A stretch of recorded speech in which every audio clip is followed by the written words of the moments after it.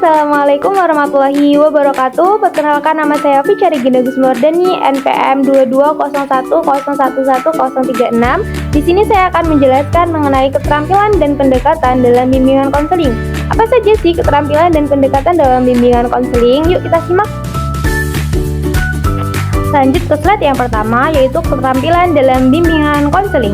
Keterampilan dalam bimbingan konseling adalah serangkaian kemampuan yang dimiliki oleh konselor untuk membantu klien mengatasi masalah pribadi, emosional, sosial, maupun akademis dengan efektif.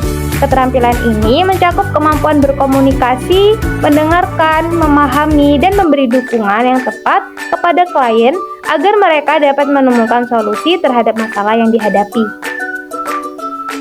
Nih guys, ada info menarik nih.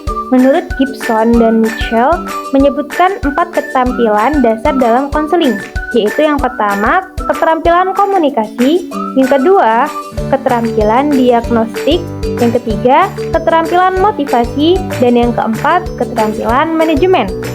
Apa sih pengertian dari keempat itu tadi? Pada tahu nggak? Selanjutnya kita akan membahas pengertian dari keempat keterampilan yang sudah kita sebutkan tadi. Yang pertama yaitu keterampilan komunikasi. Keterampilan komunikasi adalah kemampuan untuk berbicara dan mendengarkan secara efektif sehingga terciptanya hubungan yang baik antara konselor dan klien. Yang kedua yaitu pengertian dari keterampilan diagnostik. Keterampilan diagnostik adalah kemampuan untuk mengenali, mengidentifikasi, dan memahami masalah yang dialami oleh klien. Selanjutnya, pengertian yang ketiga yaitu keterampilan memotivasi. Keterampilan memotivasi adalah kemampuan untuk mendorong klien agar lebih percaya diri dalam menghadapi dan menyelesaikan masalah mereka. Yang keempat, keterampilan manajemen. Keterampilan manajemen adalah kemampuan untuk mengelola proses konseling secara efisien, termasuk pengaturan waktu, dokumentasi, dan pengelolaan informasi. Setelah kita membahas mengenai keterampilan dalam bimbingan konseling, selanjutnya kita akan membahas mengenai pendekatan dalam bimbingan konseling. Apa sih pendekatan dalam bimbingan konseling? Jadi, pendekatan dalam bimbingan konseling adalah cara atau metode yang digunakan konselor untuk memahami, menganalisis, dan membantu klien dalam menyelesaikan masalahnya. Pendekatan ini merupakan dasar teori yang membantu konselor menentukan strategi, teknik, serta arah atau proses konseling.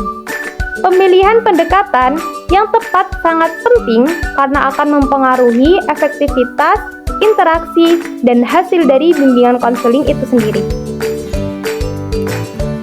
Di sini ada beberapa pendekatan dalam bimbingan konseling, yaitu yang pertama, pendekatan humanistik, dan yang kedua yaitu pendekatan kognitif behavioral, yang ketiga pendekatan psikoanalitik, dan yang pertama yaitu pendekatan humanistik.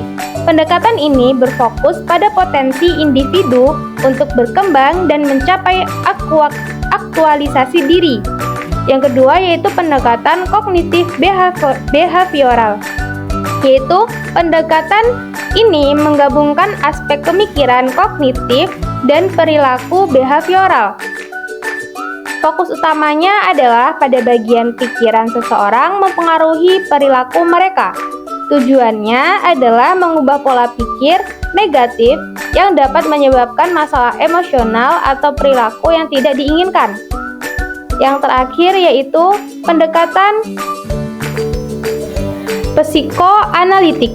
Pendekatan ini berakar dari teori Sigmund yang menekankan pada pengaruh alam bawah sadar terhadap perilaku. Konseling dalam pendekatan ini berusaha menggali pengalaman masa kecil, konflik internal, dan dorongan bahwa sadar untuk memahami masalah psikologis klien. Cukup. Jadi itu tadi yang dapat saya sampaikan, semoga bermanfaat untuk kalian semua. Saya akhiri. Wassalamualaikum warahmatullahi wabarakatuh.